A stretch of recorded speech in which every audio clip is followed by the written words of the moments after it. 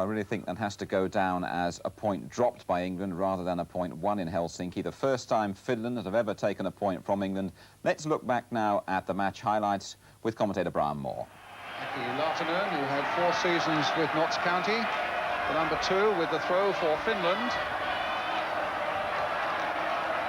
One throw there, allowed to go a long way, and pushed under the post, and a goal for Finland, scored by number 11, Rantanen, after Shilton had pushed the header onto the post, and exactly the start that England did not require. Shilt's got a hand to it, but it just touched on the post. It was a great header. The lads come in very late, and the lads followed up and smashed in the back of the net. And Rantanen then, the number 11, gives Finland the lead with 5 minutes gone. With Trevor Stephen, played towards Francis. Wilkins going outside him. Wilkins. And a deep cross towards Mark Hateley.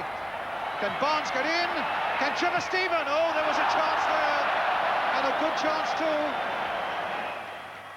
Kari Ykkönen with the throw for Finland. Rautiainen. Ykkönen, who's got a good left foot. Oh, Anderson only half got that one away. And Shilton saving from Turunen. But Stephen in very quickly for England, quickening the pace a little bit and finding Trevor Francis, looking to get it onto his shooting foot. Oh, and the keeper made a mess of that one, but fortunately for him, the sweeper and skipper, Kiimalainen, was on hand. Francis again. Can he get it on the turn? The shot! Fine save. Sanson. Delightful chip. Barnes, can he get in behind them? Played in early towards Hateley. Looked to be shoved, but the referee didn't want anything to know about it. And Francis, or rather Trevor Stephen, trying to get it in.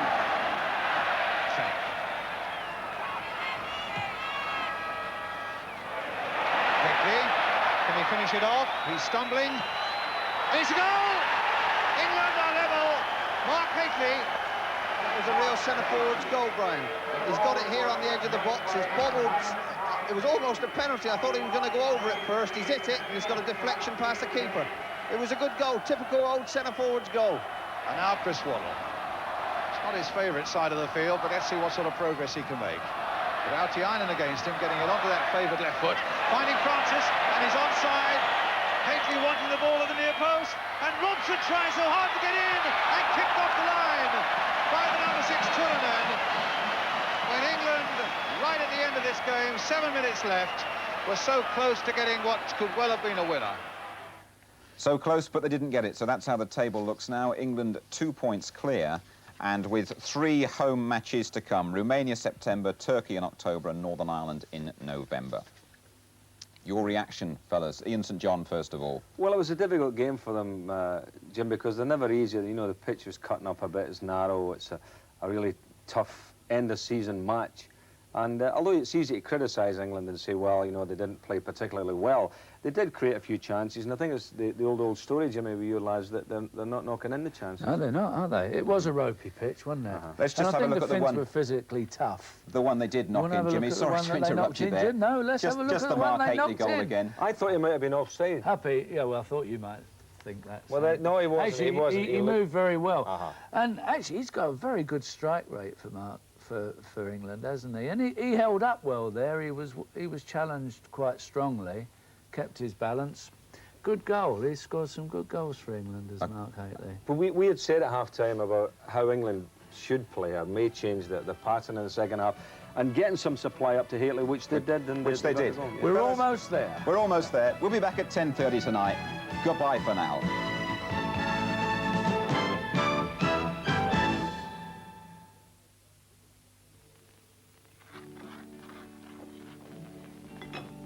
Marmite on toast, thanks. Mum, it's Mum's birthday. Are you sure Mum wants all this Marmite? Of course she does, she really likes it. Marmite's a real family favourite.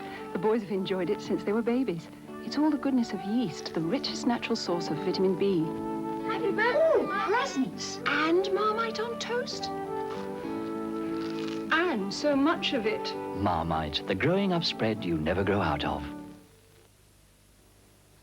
If you own a car and you want to part exchange it, Bristol Street Ford believe their drive-away deals on new Fords are unbeatable.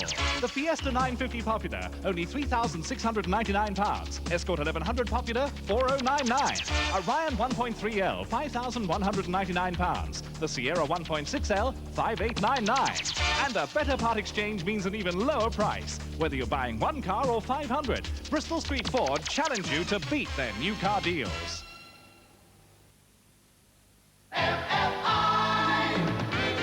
Don't miss the celebration sale at the new look MFI Superstore in Derby. Now they sell carpets. Hygiena kitchen units, just $19.99 each. Carpets from $1.99 to $19.99 a square yard. Hygiena double wardrobes, $34.99. 3-drawer chests, $14.99. Over 950 different carpets to choose from. Meet Barbara Windsor when the sale starts 10 o'clock Thursday at the new look MFI Superstore, Ascot Drive, Derby. Now with carpets. Here in the south of France, amid the well-heeled and the well-keeled, the most valuable currency is not gold or silver, but plastic. Though it has to be a certain type of plastic. Monsieur? No. No use being a high roller if the roller won't roll. And you can't even say it with flowers. No. If your money doesn't talk. The fact is, Barclaycard is welcome at 3 times as many places as certain charge cards I could mention. And what's more, you don't need to be a big wheel to carry one. No matter where you bank, apply for a Barclaycard now. The best thing about new Outline 85 is the taste. It tastes so good you'd never know it has half the calories of butter or of margarine. Outline 85 tastes as much of a treat as the treats you allow yourself from time to time. Diet? What diet? With Outline 85, all you give up are the calories. Tendale cheese may look like a traditional cheddar, and it certainly tastes like a traditional cheddar. But there's one small difference. Tendale's made with half the fat, so it's fit for people with a regard for healthy living. Tendale, all the taste, half the fat. The BMW 5 Series now goes from around £9,000 to 218 brake horsepower. Put yourself in the driving seat at Sytner of Nottingham. Jump into EMGAS for great springtime savers. Special low fitted and working prices on lots of cookers, like this Smart Valor Corvette and this Parkinson Cowan Prospect. And look out for the star trade-ins on lots of cookers at your local EMGAS showroom. So jump to it and save. Hello. In Central News, the Home Office deny allegations of heroin pushing at Sudbury Open Prison. And local reaction in Newark to plans to revamp the historic marketplace. That's Central News at the later time of 6:35, but first, ITN.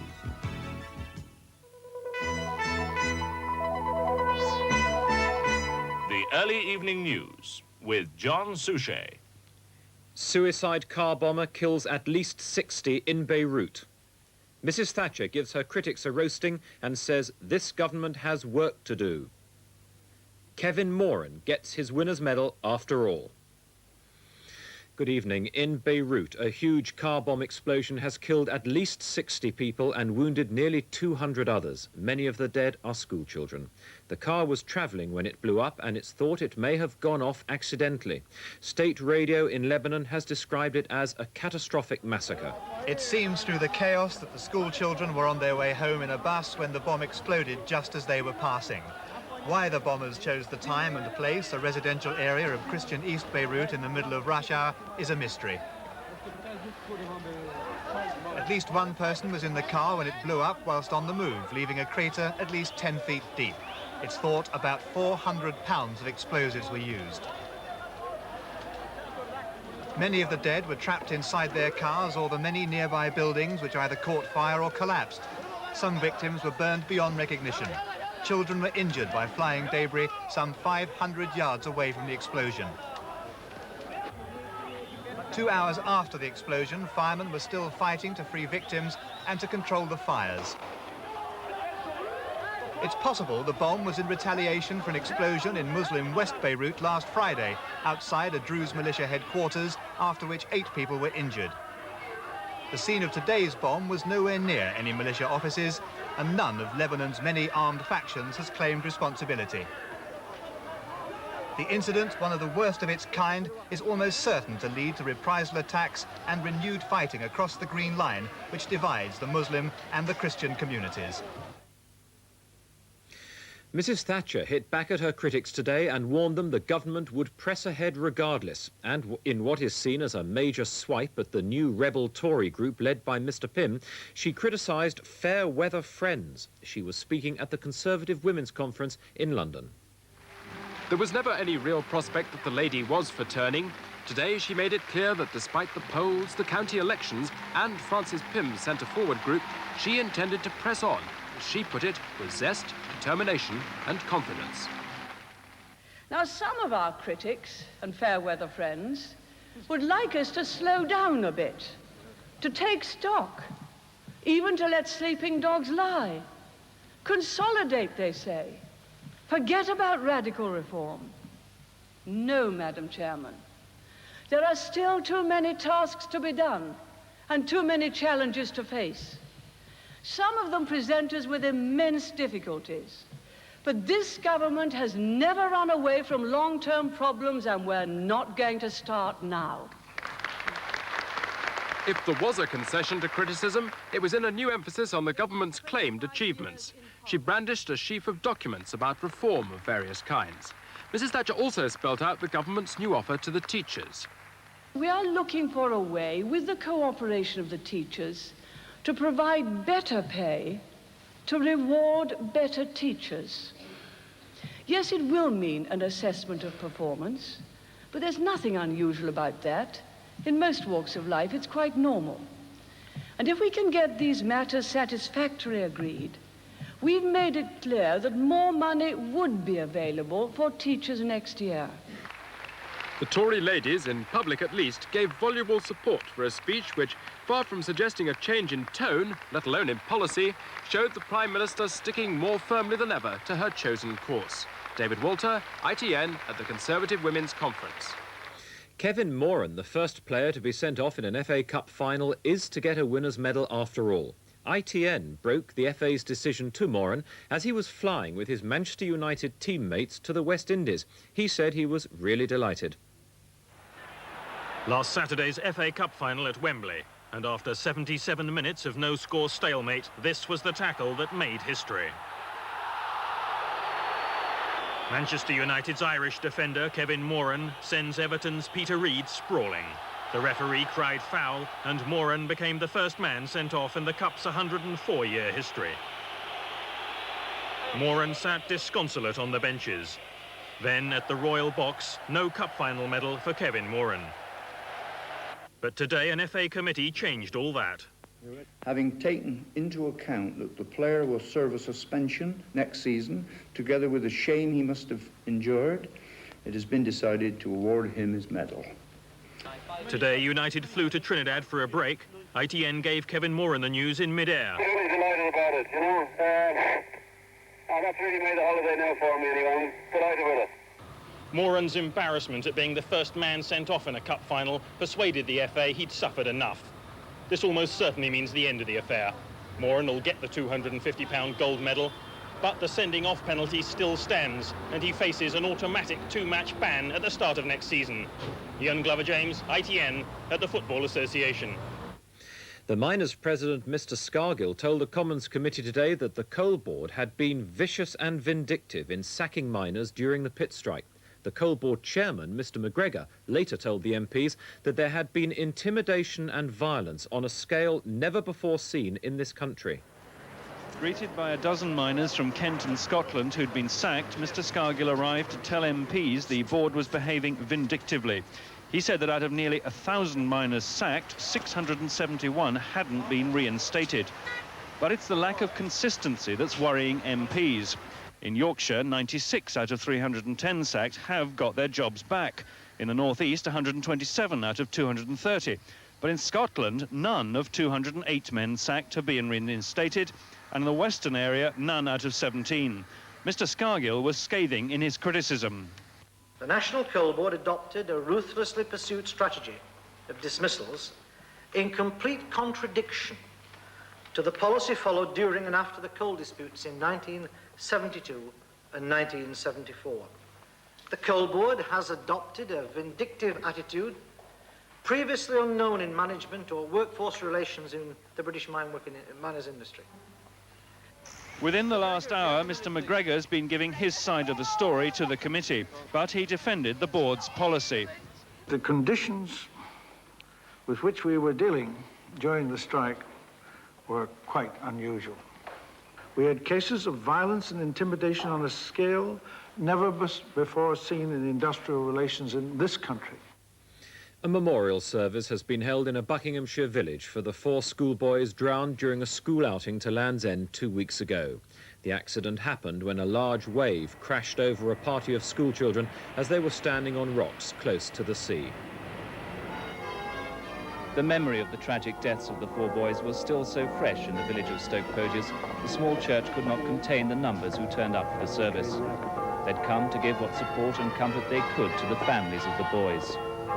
For many of the children who were with them on that tragic day, the memory proved too painful. As to understand. But for them, the Bishop of Buckingham had a special message. If you ask me what is the best memorial to your friends, I have no doubt. You owe it to them to live for them the life they haven't had a chance to live. God be at mine end and at my departing.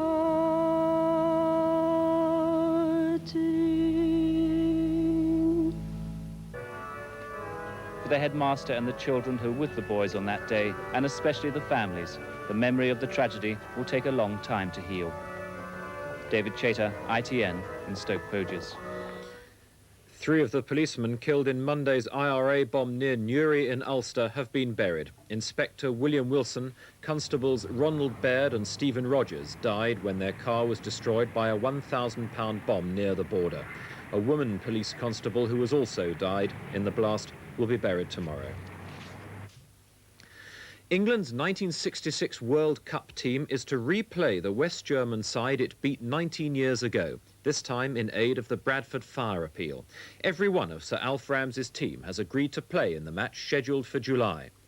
And the organisers of this year's Wimbledon Tennis Championships are to take extra fire precautions after a visit to the grounds today by GLC safety officials.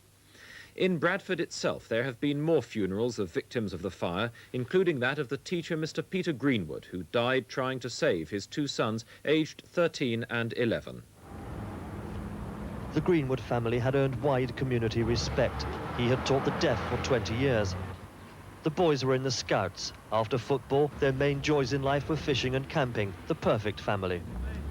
Bradford's new Muslim mayor installed yesterday, this one of his first official duties.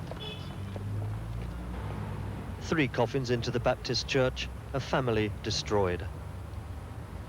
Hazel Greenwood left to bring up daughter Jessica, aged 8, alone.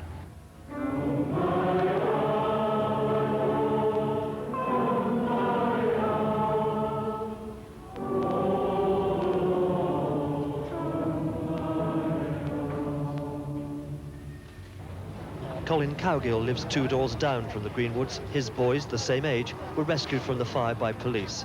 It's like that here. There's hardly anyone who doesn't know someone who escaped, someone who was injured, or someone who died. Vernon Mann, ITN, Bradford. And to football now. England drew 1-1 in their World Cup qualifying match against Finland in Helsinki.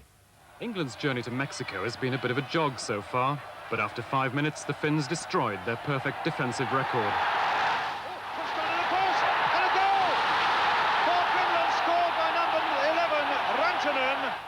2 minutes later, they could have had a second as the England back 4 left a gaping hole down the middle. Long ball forward, and Lippanen's on his way, and it could be another. And Rantanen was very nearly in there again. Buchanan again trying to get in, Butcher getting it away, and England were really seriously in trouble again.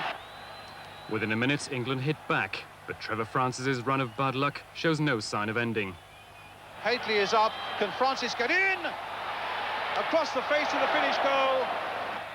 Thankfully for England, the second half was a different story. The Finns went on the defensive and weren't good enough to keep out Hateley. 1-1 it stayed to the end, but if a draw was enough, the style called for by Bobby Robson was noticeably absent. Peter Staunton, ITN Sport.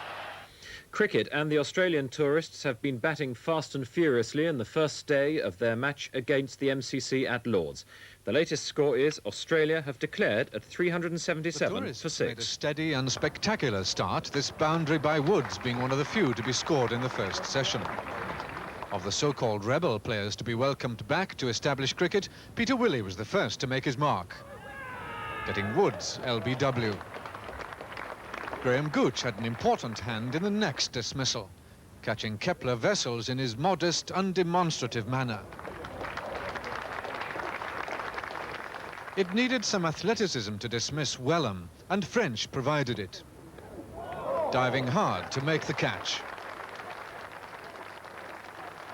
The third rebel to return, Derek Underwood, had done his usual job of containing the batsman until Border punished him severely. In 1 over, he hit him not only for that 4, but a 6, and another boundary for good measure. The only real opportunity of dismissing him fell to the combined hands of Gooch and Lamb, but they dropped the difficult chance. Ian Edwards, ITN Sport at Lords. And finally, the cola battle between Coke and Pepsi is taking off into space. Pepsi has been steadily catching up on its rival, but now Coke has spent $250,000 on a space-proof can, which will allow it to become the first fizzy drink in orbit. 2, 1, 0. The shuttle may symbolize all that's high in high technology, but there are more down-to-earth considerations. Astronauts, after all, have to eat and drink. And that isn't easy when your spoon is turning cartwheels with the food still on it, though it can be useful when the meal simply floats into your mouth. And passing the orange juice to your companion has never been easier. Although most of the real problems have now been solved, drinking was always rather tricky, and serving fizzy drinks in space, well, that was impossible. Not impossible, said Coca-Cola, currently locked in battle with arch-rivals Pepsi. Their scientists have now devised a special can to serve the beverage in space. It comes with a screw-off cap to protect the spout and a special safety lock to stop the drink bubbling all over the cabin. And when he's ready to drink, he'll put it in his mouth and activate this by squeezing it down. What this will do, it will allow the Coke to flow through this spout into the mouth. Looks painful. Our Channel 4 News in an hour reports how the skyscraper that won't be built may change the shape of things to come, and where a new pay offer to teachers on the warpath may mean less money is spent in the classroom. But that's it from the early evening team. Until tomorrow. Good night.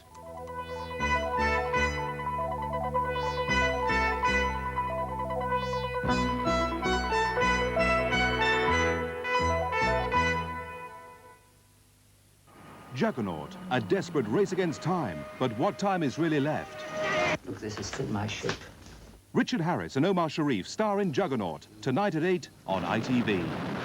Wounded on the starboard side.